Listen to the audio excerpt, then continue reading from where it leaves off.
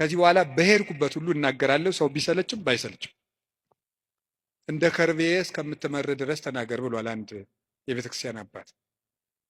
እሺ አንደኛው በቀን እንድታደርጉት ሁልጊዜ ነው የምነግራችሁ። እዚህ መድረክም ተናግሬያለሁ።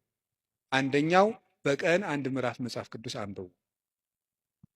ሁለተኛው በቀን ቤተክርስቲያን ሳትገቡ አትዋሉ። እንዲያውም ከዛሬ በኋላ በሰበኩበት ሁሉ ለመናገር ነው ቃል የምገባው እግዚአብሔር ቢረዳኝ። እነዚህን 5 ነገሮች ሰው እስኪያደርጋቸው ድረስ ከቻልኩ እስከምሞት እናገራለሁ። እናንተም በጸሎት ካሰባችሁኝ እና ካስጨረሰኝ።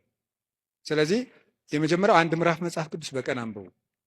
ሁለተኛው ቤተክርስቲያን ሳትገቡ አትዋሉ። በቀን መግባት የማያስችል ተፈጥሯዊ ግዳጅ ከገጠማችሁ ደጅ ላይ ቆማችሁ ሄዱ።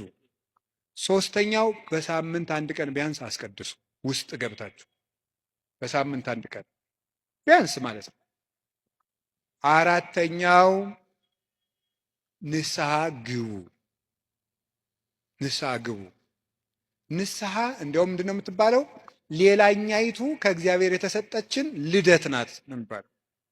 አንድ ልደት ከእናት አባት ተወልደናል። ሌላ ልደት ደግሞ በጥምቀት እንደገና እሷ ስትደበዝዝ ደግሞ እግዚአብሔር በንስሐ ልደትን ሰጠ።